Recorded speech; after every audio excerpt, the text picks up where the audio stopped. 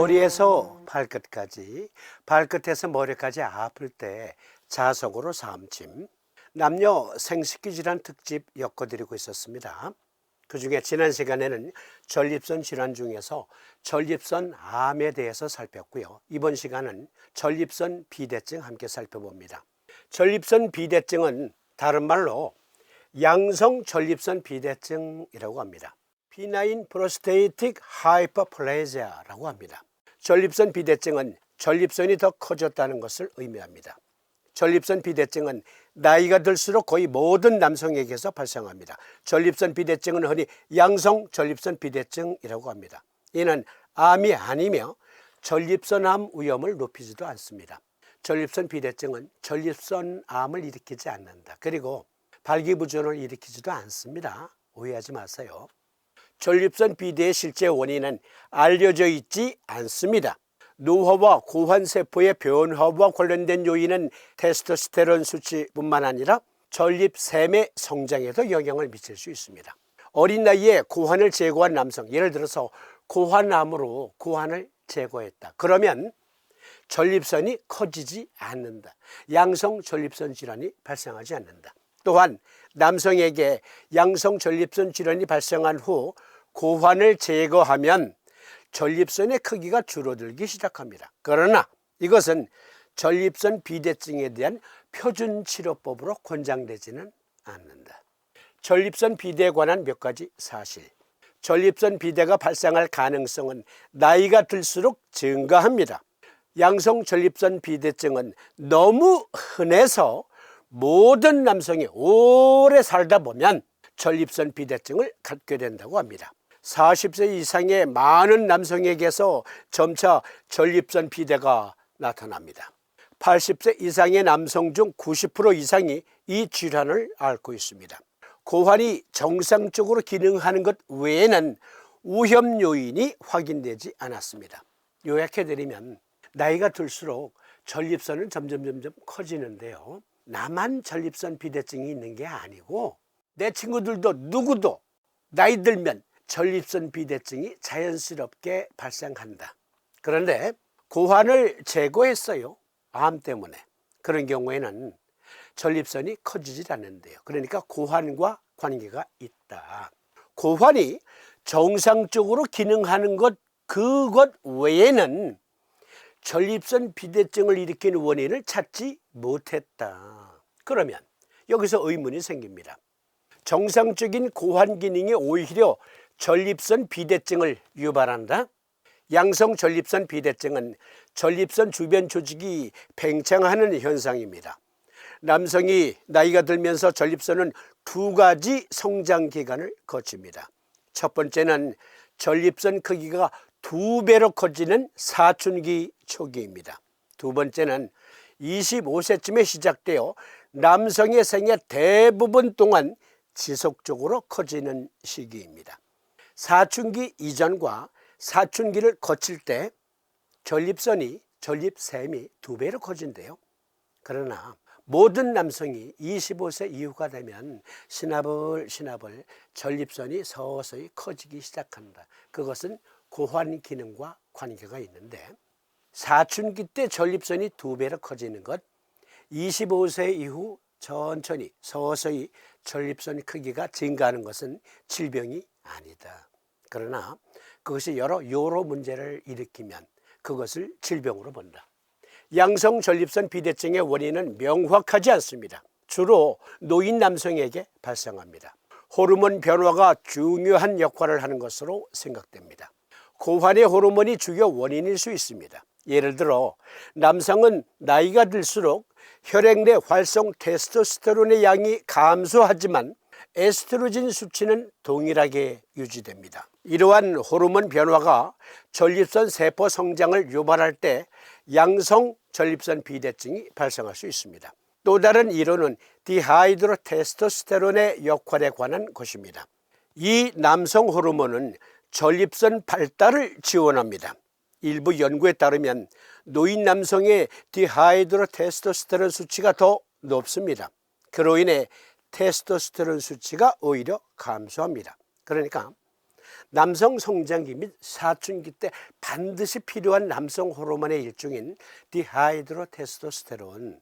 그런데요, 나이가 들수록 디하이드로테스토스테론의 고환에서의 분비는 증가하는 반면 테스토스테론은 감소한다. 이것이 또 알려진 고환 관련 양성 전립선 비대증의 중요 원인으로 확인된 것. 참고로 태내에서 배아 발달 때 디하이드로테스토스테론이 부족하면 남성도 아니고 여성도 아닌 중성이 될 수도 있어요. 원래 필요한 호르몬이에요.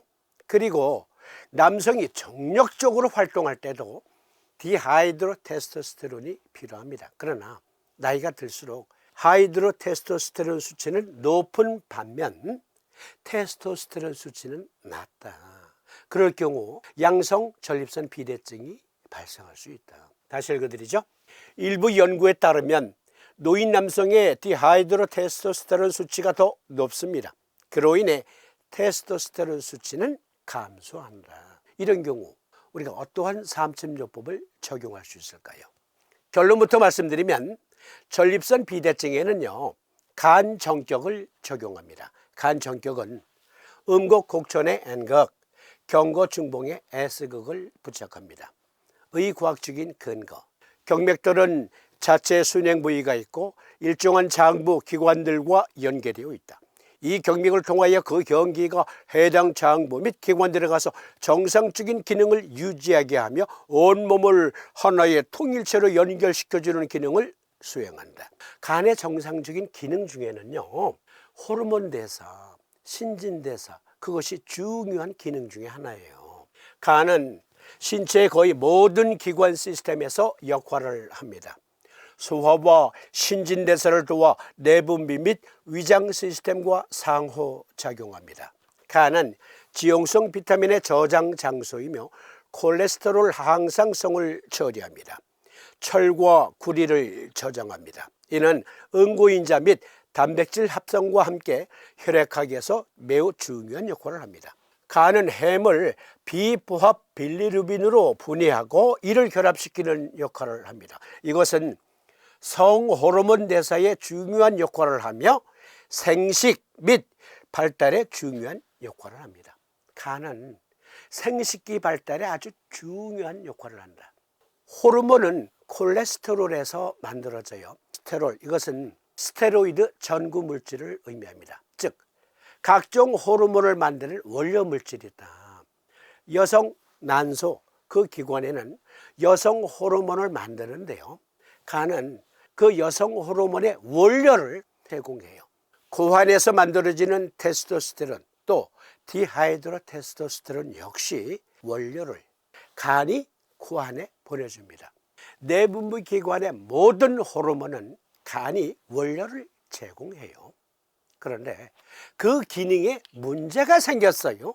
그러면 전립선 비대증이 생길 수 있다. 진행성 간 질환이 있는 남성의 테스토스테론이 감소된다는 논문이 있어요. 간 기능이 약해지면 테스토스테론 생산력도 약해진다. 당연하죠.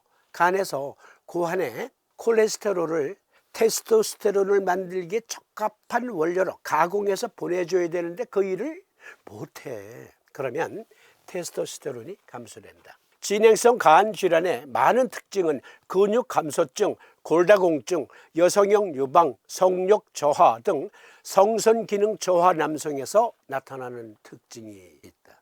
또 다른 논문, 양성 전립선 비대증 대사 증후군 및 비알코올성 지방 간 질환. 또 다른 논문에 대사 증후군은 양성 전립선 비대의 발생에 잠재적인 역할을 합니다. 비알코올성 지방 간 질환은 대사 증후군의 간 구성 요소로 간주됩니다.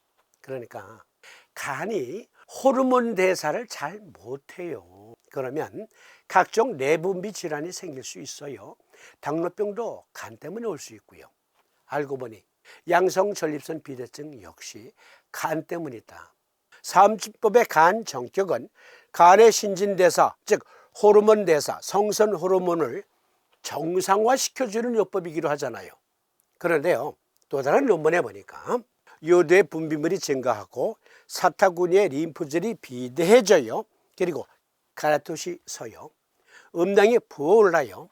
이것도 전립선 비대의 큰 원인 중에 하나다. 림프 흐름이 정체되어 있으면 전립선 비대증이 올 수 있다. 림파틱 시스템에 문제가 있는 거예요. 이럴 땐 대장 정격을 같이 써야 합니다. 사타구니 또는 이하의 핵을 확인해 봐서 부어 있으면, 림프절이 확대되어 있으면 간 정격과 대장 정격을 같이 적용한다. 다음 시간에는 전립선염에 따른 전립선 비대증 함께 살펴보도록 하겠습니다. 이것은 다음 주에 보내드립니다.